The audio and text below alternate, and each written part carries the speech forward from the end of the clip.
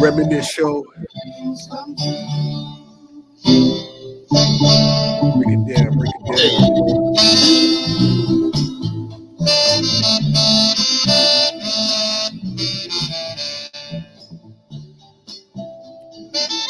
Just feels right. Just feels right. Always, man. All day, every day. Reminisce Show, man, carrying the traditions of Sankofa, because sometimes we got to go back and collect what we may have forgotten. And we always keeping it hip hop, keeping the foundations, honoring those who came before us, honoring our foundations so that we don't forget, man. You know, we got to pay homage, you know, because where would we be without the founding fathers of those who came before us? You know, our mere existence is an accumulation of many people that came before us. You know what I mean? Like, lately I've been really like meditating on that, you know, so we see ourselves as individuals, man, but like think about the generations and generations that needed to exist in order for us to exist. So we are here carrying those traditions, and we're going to represent for our people, man, because there is a lot to discuss, man, a lot to build on. So it's going down today. It's going down today, man. How you feeling, fam? How you feeling? Yo, I'm feeling good. You know, it's just a lot of juggling, man. Like this season, I feel like September and October are like a lot of busy seasons, you know, right now getting into the harvesting vibes, you know what I mean? So there's a lot of that movement, doing stuff like, you know, within community, you know, just trying to, you know, keep my head up and just stay motivated and really, you know, enough where I can preserve my energy so I can continue to do the amazing things that I like doing, you know what I mean? So a lot of like reflections and all that. Peace to righteous, you already know. Peace, righteous, you know every time. Yeah, man, but how are you doing, brother? I'm doing good. I'm feeling peace and focus, and yeah, man, I'm working on this new album. Doing some writing pretty consistently.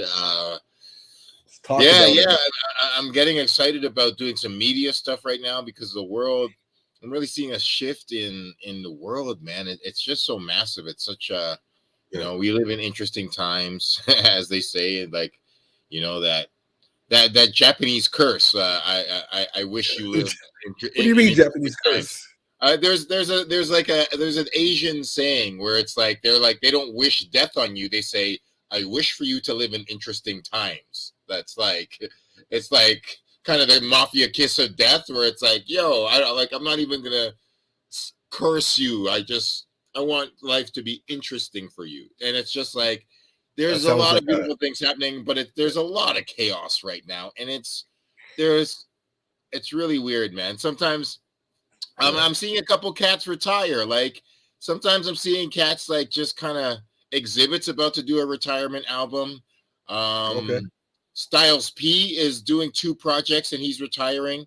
Like there's a couple cats in hip hop who are like, yo, man, it's not even like they're not even whack. I just know that they know like time has moved on and like rhyming doesn't have the same effect in the world as they used to. Like if you really want to make an impact in the world, it's like music isn't the thing that it used to be, man. And I still love it, but it's like, yo, like books and movies and documentaries and clothing lines and all these other ways that spread messages are cool, but hip hop is growing to a weird fucking place, man. That's all I'm really trying to say. What do you mean it's growing to a weird place? Like things do have to evolve, right? I mean, like we can't necessarily expect things to stay entirely the same. But what do you mean it's going to a weird place, man? Like what does that mean for you?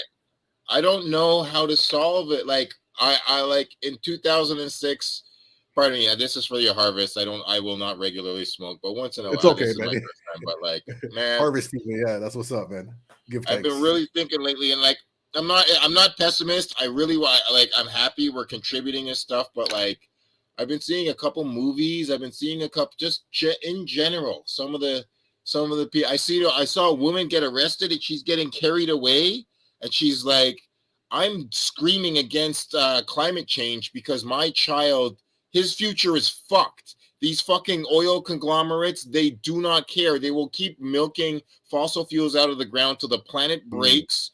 And there's like, people are not evolving fast enough and changing enough. The world is fucked. There's too many people being greedy and not enough people healing and fixing. So like, it's just like the kind of downhill slide into fucking like Mad Max or pick whatever Yeah. horror movie, like dystopian fucking apocalyptic future, Terminator 2. Like, so it's like, I'm not pessimistic, but it's also like man, the No, world's I feel your frustration. I appreciate your energy and your passion. You know, I mean, you're always a real one, and like you feel stuff, and you really want to like push things forward.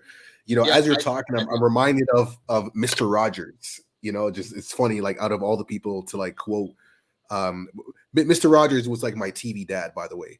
But anyways, Mr. Rogers has this one quote where he says, like, yeah, like, you know, there's always going to be destruction in the world and all these different things. And he says, like, yo, look for the helpers. Because he said there's always going to be helpers, and that's where you put your energy. You know, and I was like, Mr. Rogers, man, this is why you're that guy. You know what I mean? Like, he always comes through with the gems and always just like about peace, love, and unity, and has this calm demeanor, and he's been very consistent through his entire career. God bless his soul. But that always made me think, because it's so true. We can always think about the negativity, and we do need to address it, because it's, yes, we do need to identify the problem, but then we also simultaneously got to identify the problem solvers, because they're always around, just like us. This is the reason why we do what we do. You know what I mean? Regardless of who's watching or not, like that's not going to stop the movement. We're going to do it. And guess what? While we do what we do, we're going to find the people who align. That's just the way how energy works. When you're your authentic self and yourself, you put it out there, people will find you and gravitate towards.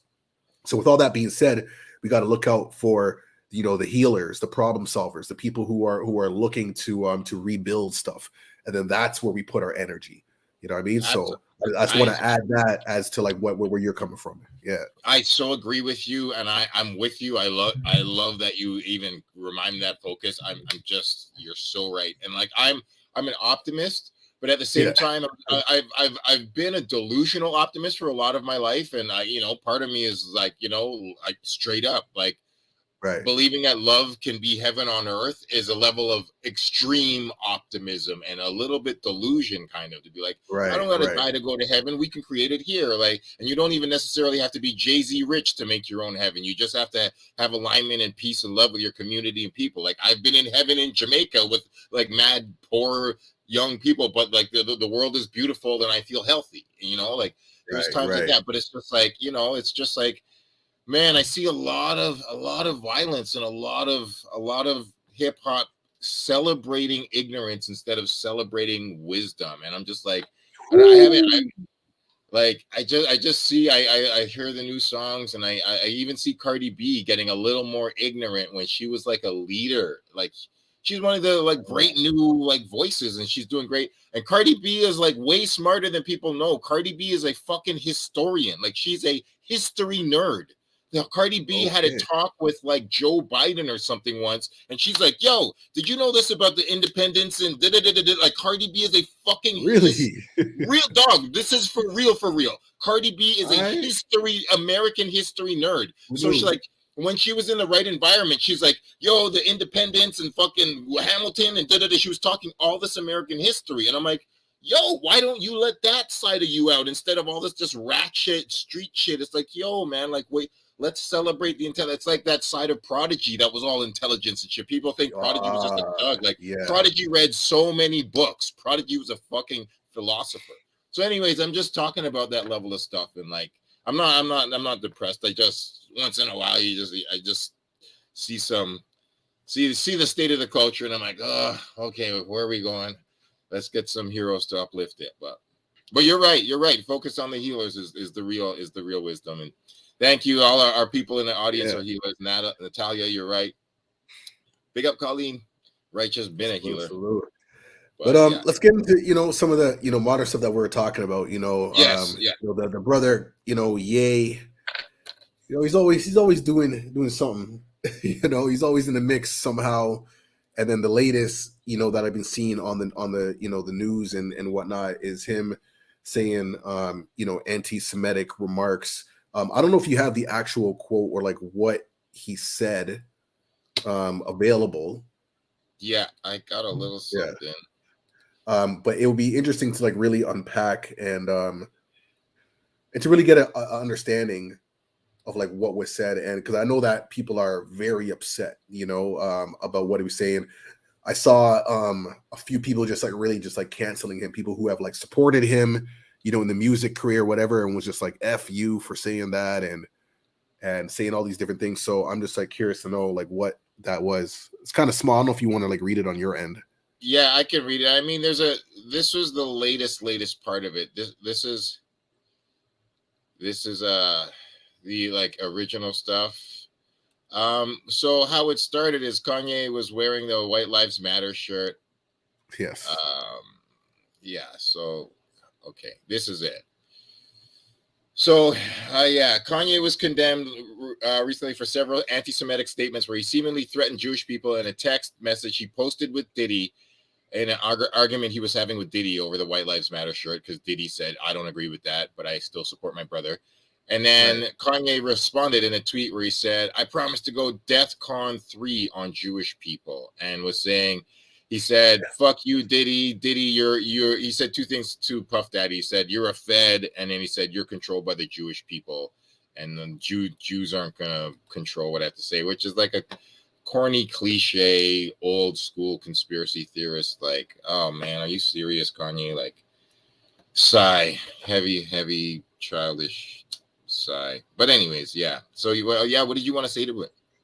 I was trying to figure out like what DEFCON like actually means. I mean, I hear death, and right at the top, it's like, it sounds violent. You know what I mean? Like just off of what was said, like that's like the assumption.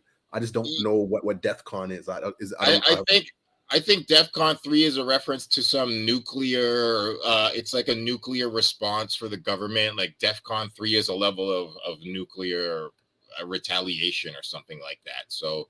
He's just saying that he's not gonna.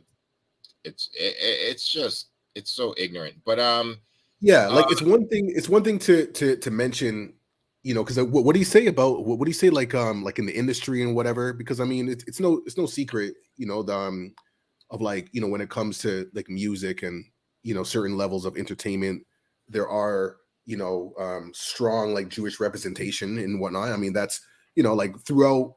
Music, especially Black music, there has been some sort of connection. So that's not a secret. But I think where it becomes problematic is like where like the phrases that sound violent kind of take away from maybe a point that he's trying to address. Like I do believe that we should be taking more ownership and the things that we create and whatnot. I mean, for sure. But as we know, like North America is business, and it is what it is. So making like a social observation, I don't see a problem with that. But when it's framed in a way like that sounds violent and whatever, yeah, of course people are going to be up in arms. That's unnecessary, and it distracts from like the point that he may be trying to make, whatever that is. Because then all people hear is violence towards a certain group of people. Yeah, that's the thing. That's really it. Like I mean, everybody. It's who knows what the pie chart of control is, but various people have their own fucking organizations and movements and phenomenons going on, and like, hey, well, Kanye, you're a multi-billionaire or so you say. So how do you not have some control in this music industry? How are you a victim in this?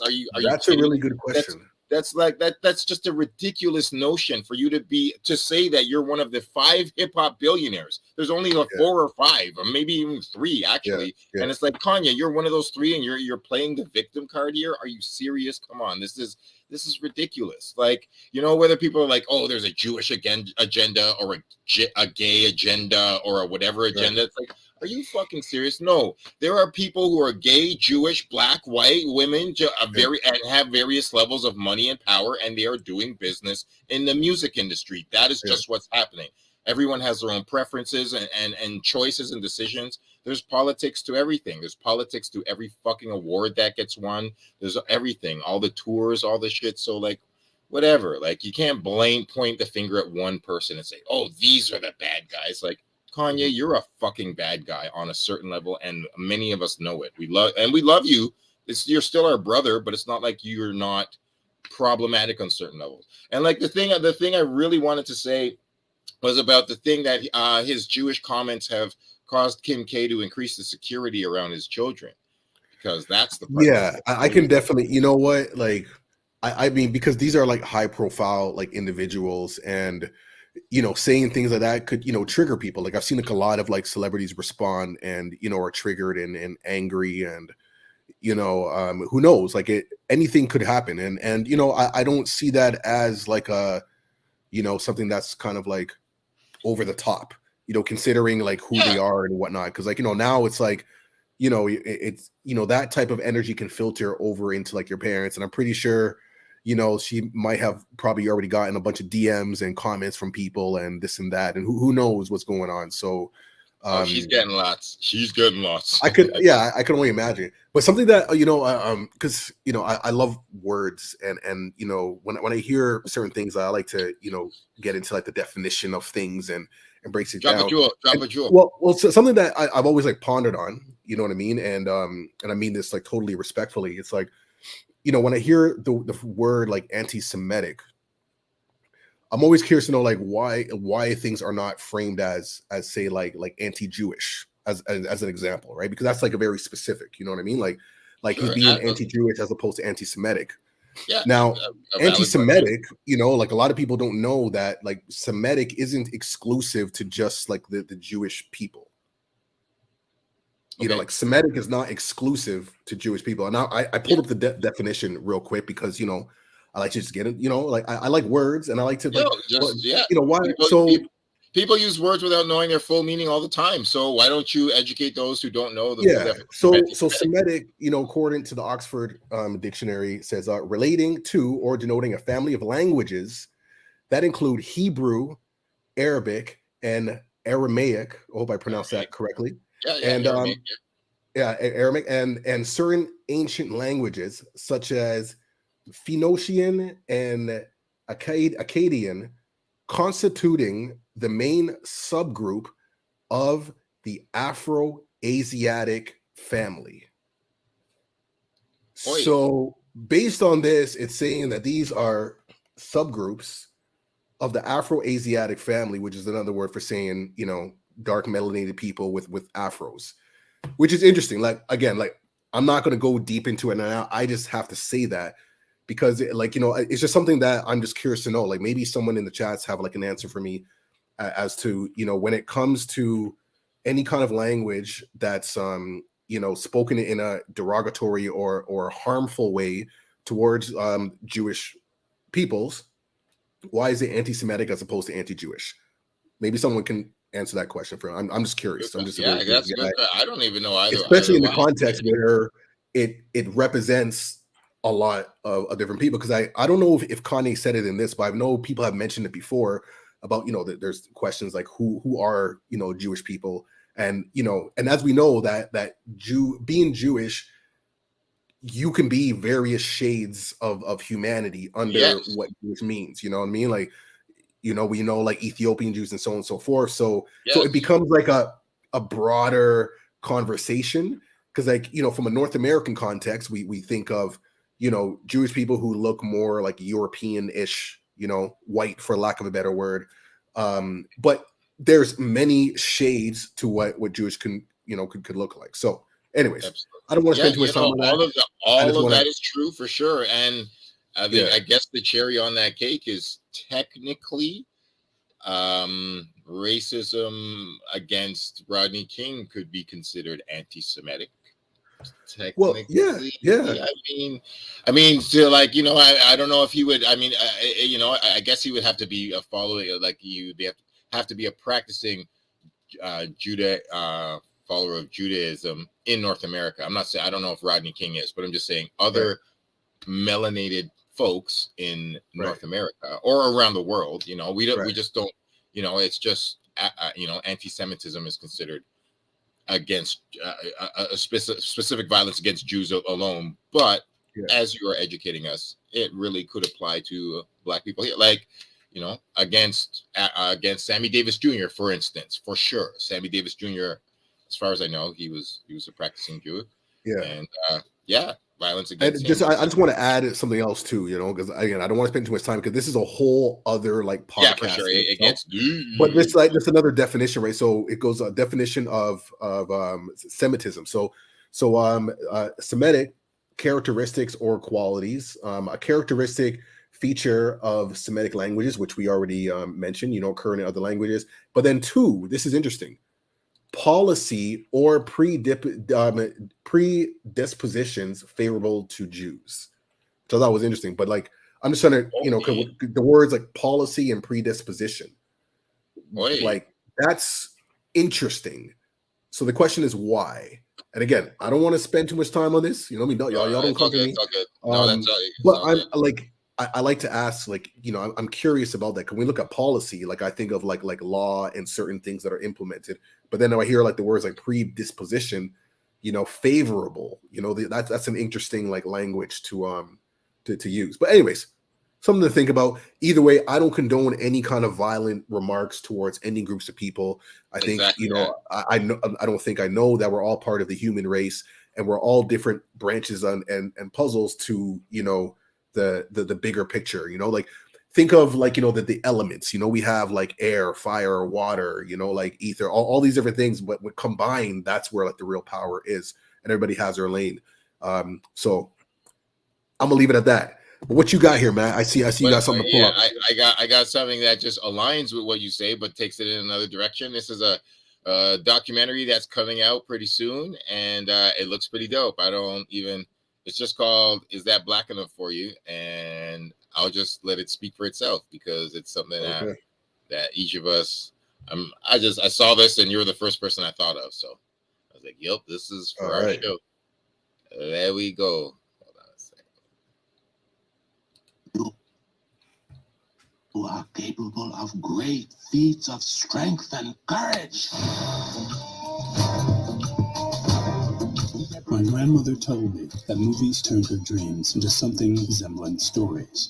But the on-screen crushing of black hope was institutional. When I was a kid, we had Step and Touch It, Willie Best, Buckwheat, but I still wanted to be them. 1 decade answered the question, what happens to a dream deferred? Does it dry up like a raisin in the sun? Or does it explode?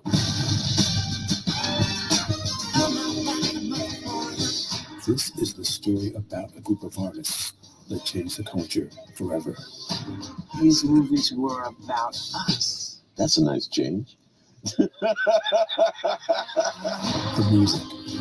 The music. Style. Is that black enough for you? The heroes. You want the black guy with you, because he's going to help you get out. When Billy D. Williams came on, every woman in Hollywood hollered, ah! I fell in love with myself. I said, my goodness gracious. You see your role as a positive force or a negative one. And we made the film about the way things actually are. All the artists, since I know them personally, are responsible people who are concerned about what is happening in the black community. Movies is the stuff of fantasies. I needed a black cowboy. First and foremost, I'm an artist. You gotta walk in like it's yours. They were proof that we were here, that we create culture, that we have voices, and that we will be heard.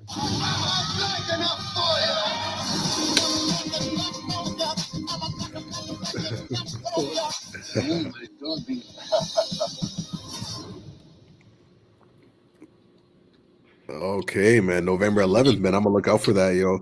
Lately, there's been like a lot of incredible documentaries that are really giving context to like our contributions to culture, our foundations, and that is totally hip hop. You know what I mean? And that actually leads to something I'm going to show in a second, because the blaxploitation era of film, to me, like that's like, like part of like the foundations of hip hop in terms of just like really representation, our stories, our slang, the things that are important to us. The music soundtracks were just incredible. I love the blaxploitation era. And again, these eras were only created because, black actors and directors couldn't get into the other spaces. You know what I mean? Like big production companies weren't funding. So a lot of these blaxploitation films were done like out of pocket or with like little to like no budget, no street permits, like just straight up, like, let's just tell these stories. And they actually became like the thing. And through the blaxploitation films, that led to a lot of black sitcoms.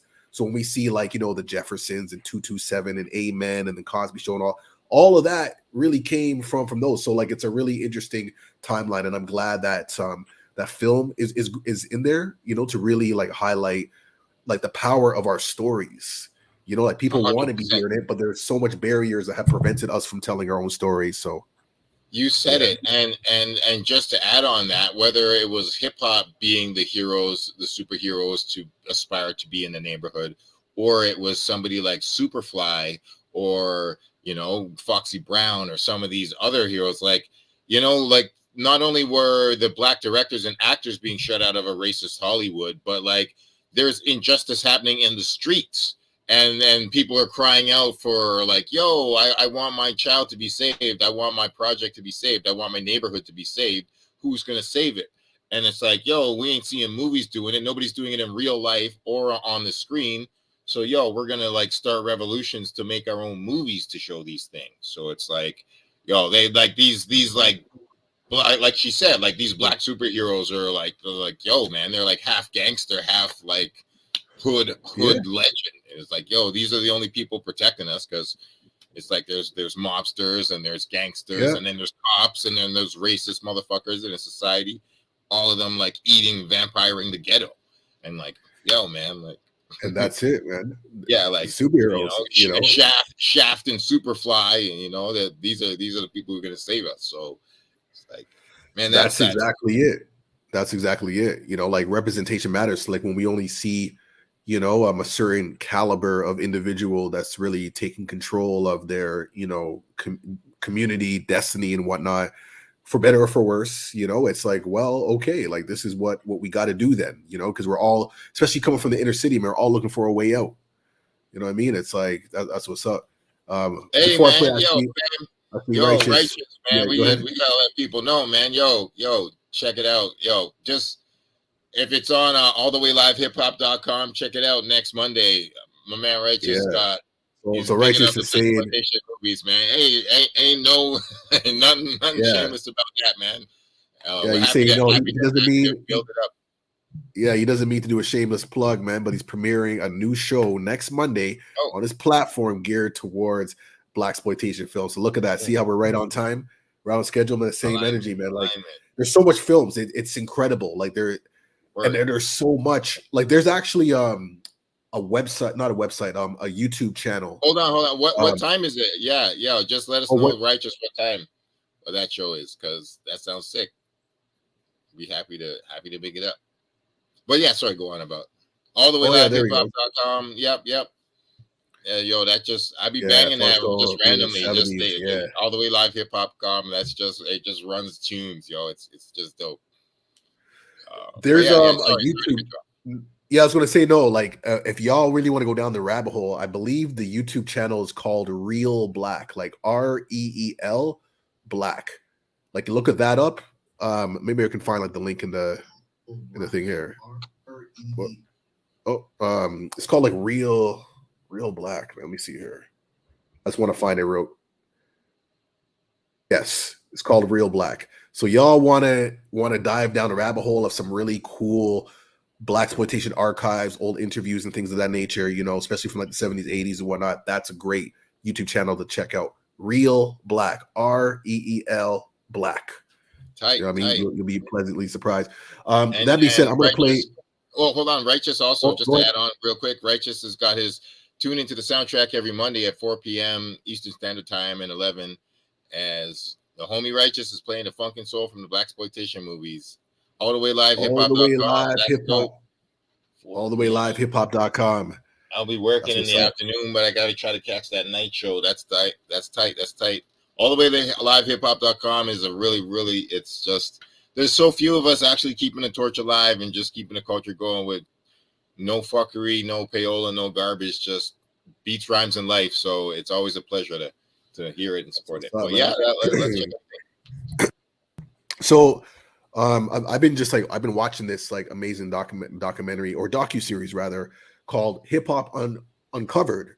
Now, for those who have Disney Plus or other streaming platforms, you can look it up, and it's really dope. I'll let it explain itself. But if you enjoy like hip hop evolution, that type of energy, then you'll love this for sure. So let me see here. I'll play this. The best music is made when there is a struggle, when there is some sort of story that you can identify with that is a rags to riches story. Hip hop is the voice of the streets. You cannot have success in the music business without the movers and shakers behind the scenes. Oh, I do remember this one. Yeah. You have power. You can make moves to make money, but it must start with respect. The OGs, you can't have it without these people. If I was to describe Big E's role in rap, he would definitely be the Godfather. If you ask Tupac, this the dude had a shot. I've known the clean corners. I didn't know the lag. That was the one delivering the kills. The money was coming in so crazy. The minute I was born, I knew this was going to be a road trip.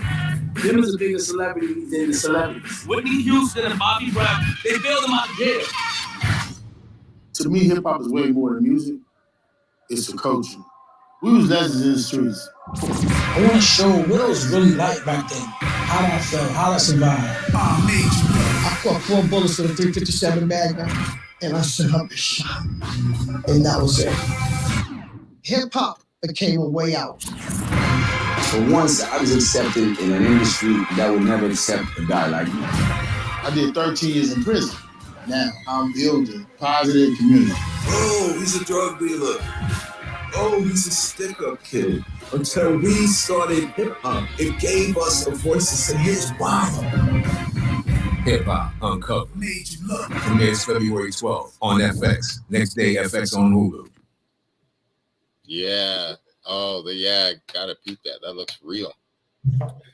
So far, it's really great. And, you know, as someone who's just like a fan and just lover of the culture, it gives a lot of context to the foundations of hip hop and where we have like evolved from, and just to really pay respect to the foundations, you know, like there's a lot to it. And it just, it's beautiful. I'm just loving all of these, you know, various aspects of documentaries that are coming up, including Drop the Needle, which we're going to be, you know, checking out real soon. October 22nd, you know, we're going to be getting content for big day. I'm just loving all of this history because it's so important. And as they come up, I know I'm going to be using these like in the schools to show these youngsters, you know, some of the foundations, because it's cool. Like, you know, they're all fancy about like the gangster stuff or whatever. But back then there was like a strong like street code and a certain way of operating. You know, there was some order. There was like a method to the madness, you know, that I think is somewhat like lost today though. But seeing those foundations, it really shows how, you know, there's nothing new under the sun. So when like the new generation is here, they think they're creating something new, and it's just like, yo, like my youth, like they've been doing this since the 70s. You know what I mean? They've been doing this since the 70s, and like, you know, you know, looking good and having sex and being fly and flashy, like, hey, like, I mean, they're inventing a few new things nowadays with some weird neon ting and some light ting or whatever. But like, it's like, honestly, the fundamentals have not changed a bit. And like, exactly. Yeah, man. I mean, and that's the thing. Like you know, I definitely, I never want to sound like a bitter old man, but I just don't want to be delusional about being positive. I love that it's a global culture. I love that hip hop is multi-billion-dollar and that we can all have careers off it. But that's the thing that's lost. You exactly said it. It's just like the community respect that people had for each other. Like lately, it's just really different, and it's like a lot of kind of selfish energy or kind of me first energy, and and also just the violence. It's just some of the young cats it's just the violence. It just the value for life is very low with some of the new generation, and I hope that can change, because it's just it's primarily Black and colored people, and it's primarily in hip hop. It's not like, yo, man, I remember Kurt Cobain died before Tupac and Biggie died, and I made fun. It was one of the most shameful things I did in my entire high school. I swear to God, in my 5 years of high school, this was one of the wackest things I ever did to anybody. Like the rock and roll version of me, when fucking Kurt Cobain died, I came into the dude and I was like, "Oh shit, your hero died, ha ha ha!" And I was so whack. It was like really ignorant. I was like, "Oh, Kurt Cobain died, ha ha ha," and he was just sad. He's like, "Oh yeah, I'm fucking really sad," and he didn't even reply. But I'm like, I never saw that dude after a few years. But if he wanted to be whack too, he'd be like, "Yo, you're in hip hop, dog. 5,000 of your fucking heroes have died." Like, oh my like, gosh, I can't say shit, dog. You have like 3 or 4 rockers who have overdosed. Barely any of them have been shot dead. And fucking, at least if they have been, at least people get fucking arrested and caught if it happens. But that barely happens in rock and roll. You don't hear of rockers getting shot up in a street. So yeah, man, that's what I don't like about hip hop. And like, I don't like y'all kids do whatever you want. Have fun, you know, ignore the adults as much as you want. But when you're young, you got to be young. You make the mistakes, have fun, have sex, make money, travel, do all that shit. Just respect life. True indeed, man. True indeed. So yeah, man. Rant over.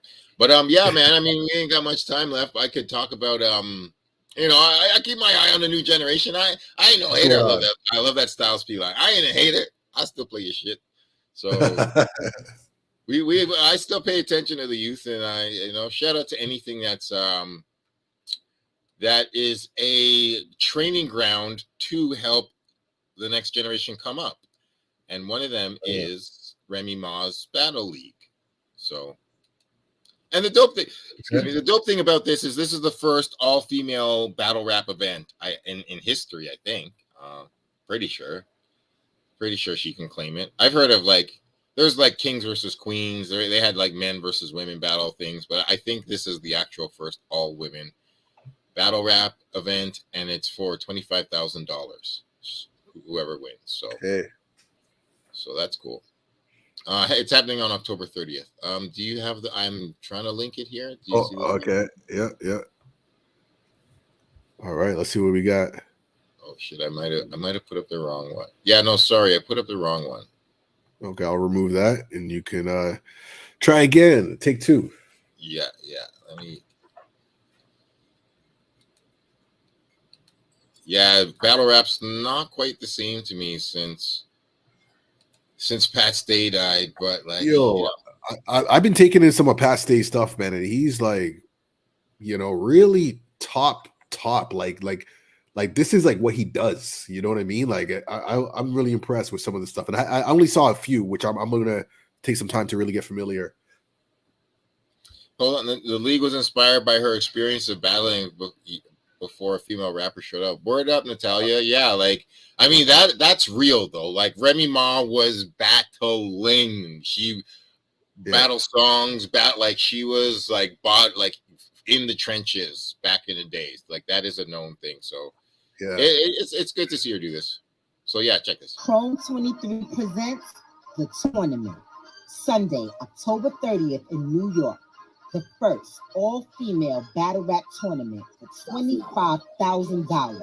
And the contestants are Bonnie, the diver. Dope. I've seen her battle. She's dope. Bree, the lyricist. Shayna Ashley. Cheddar. Chirac. C3. E. Hart. Hazzy. Caution. K. Profit. Coco Cakes. Miss Miami. Hi. QB Black Diamond. Shice Raw. Shice Raw, I like that name. G. 40 bars. Hosted by yours truly, Remy Ma. May the best woman win. There's no place like home. Yeah, yo. Like that, man. That's okay, cool. that's cool. Up, man. Yeah, keeping the culture alive. It sounds dope. I saw the format. It looks like 3 rounds of 90 seconds, I think. 3 90-second rounds. Okay. So yeah, you just, they're keeping it. They're trying to have a structure to it. 1, 2, 1, 2. Yeah. 1, 2, 3, 1, 2, 3 kind of thing. So, That's and then what's I up. guess they just judge it. So yeah, I hope it goes well. And yo, we got to get Natalia's available soon. We'd love to have you on the show soon if you want to do that. Yeah, let's make it happen.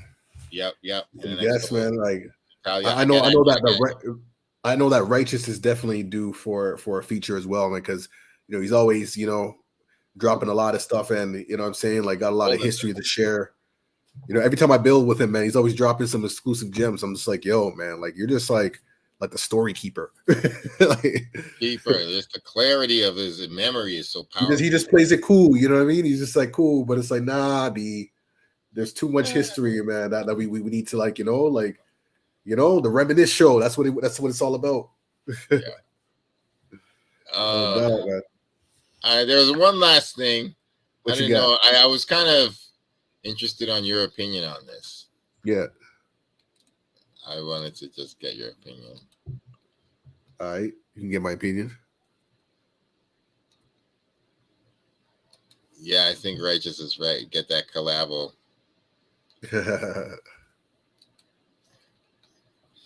All right. So this is 50 Cent's son. Oh, snap. He's back at it again. $6,700, I guess, that he was getting for the monthly child support. And he was offering this money to 50 Cent, $6,700 for 24 hours of his time. Because he was saying, hey, it's really sad. Since y'all think $6,700 is so much money, tell my pops I will pay him $6,700 just for 24 hours of his time so we can do everything I ever wanted to do with him as a kid. Red, yellow, green, whatever color he like. So it's just interesting. Yeah. I wanted to know your thoughts on that. Yeah, like my thoughts went into a few different spaces. Like I'll be honest, like the first immediate thought that came to mind was like the same tactics that 50 Cent uses to kind of generate like the media or whatever. That was the first thought. Yeah. That was the first thought come because I'm like, this is, you know what I mean? Like this is something that he would do. Like, you know what I mean? Because it will generate conversations and people talking, people we messaging 50 Cent, like, yo, check for your son, like what's going on and this and that and whatever. But then, at the same time, I'm like, yeah, like no son should have to like, fight or that shouldn't be like a that much of a challenge, for him to connect. I know that 50 Cent has like a younger son, and from my recollection, I seen him like online, like posting. Yeah, there's marquees. Right. Like there's another son, like a younger one. So I guess it's a marquees. Yeah. Right. Yeah. And like being like super dad. But yeah. Yeah, like being like super dad and whatever, and I know that there's moments where he's like, yo, he doesn't want to deal with his older son and whatnot and this and that. And I'm like really? Like what? Like, I don't know. I don't know like what the details are, the dynamics to the relationship.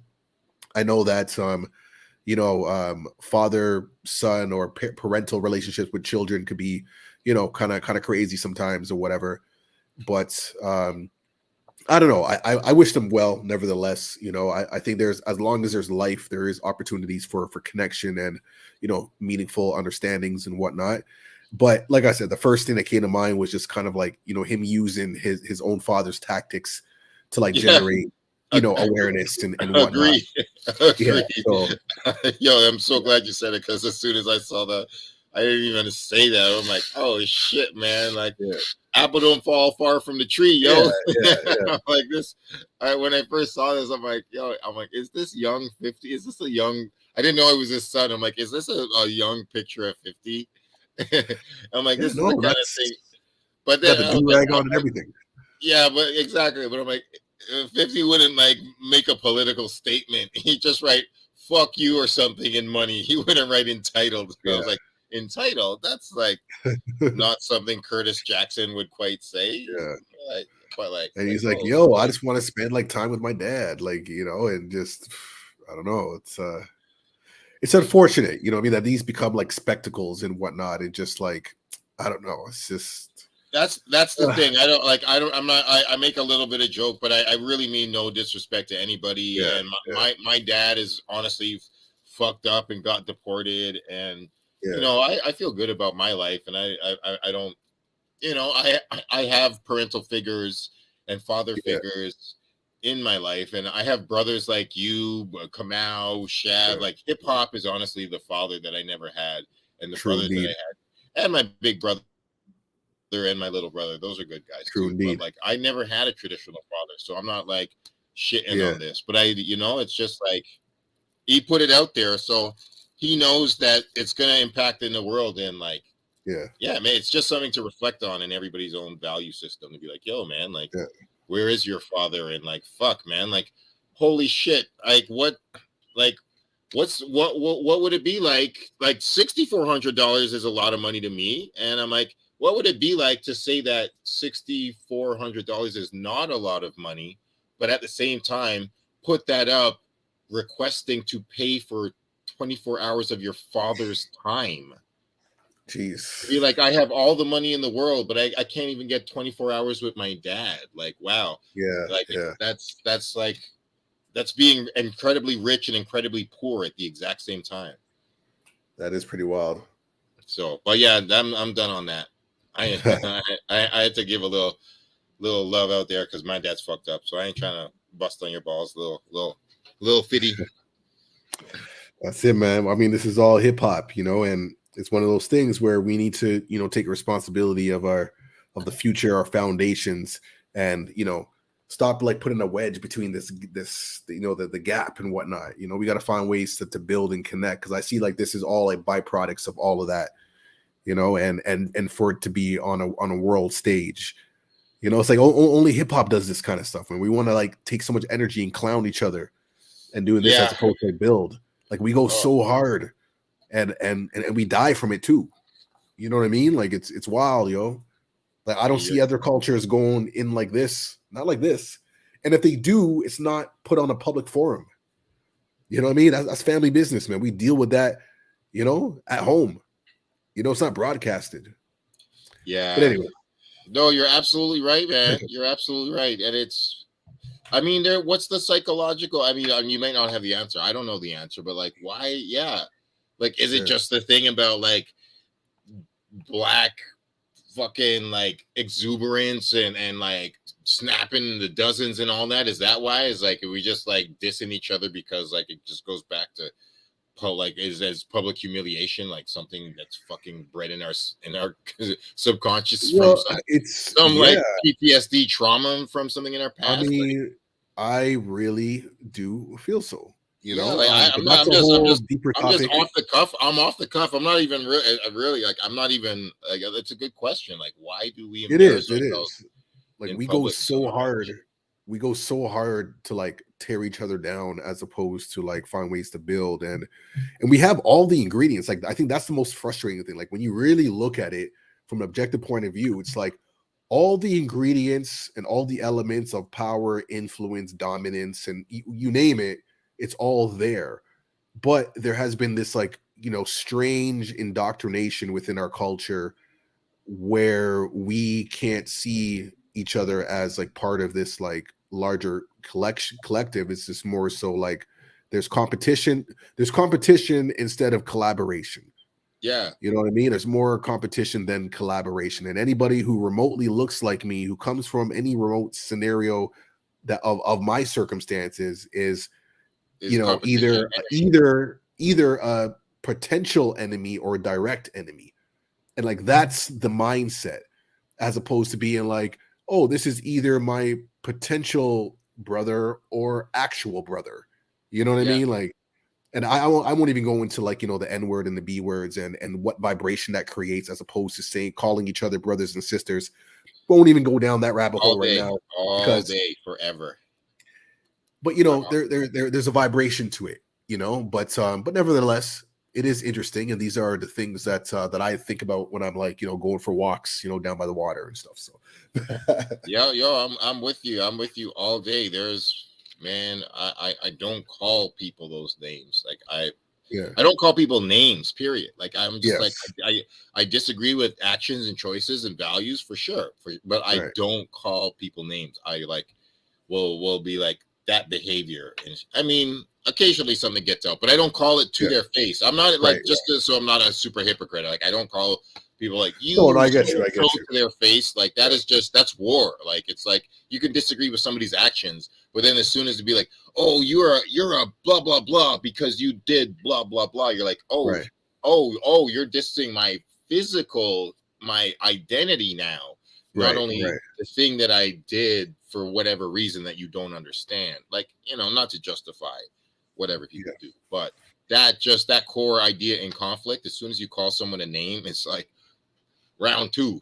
So I just that's one of the things that I've done in my life to keep the peace. And but like man, understood. I've been ranting today. Shit, I mean, you'll be tapping into deep questions and shit be pouring out. Let's get it, man. Let's get it. All right, man. Well, I guess, you know, we'll end it off there for now. Word up. There. Yep. I ain't got nothing. I'll say Sandra, everyone knows. All our fans, Sandra, peace, Natalia, love. Righteous, all the people. Yo, if you ain't signed into the chat, you're just watching. Mad love. Every Tuesday, man, Reminisce Show, man, where we talk about it all. We just have, like, you know, just open conversations, and you know what I mean. We just, you know, just try to do what we can, man, bringing down the foundations, man. So we're gonna do this every Tuesday, Reminisce Show, carrying the traditions of Sankofa, because sometimes we gotta go back and collect what we may have forgotten as we move forward. So peace, love, light. Until next time, y'all. We out.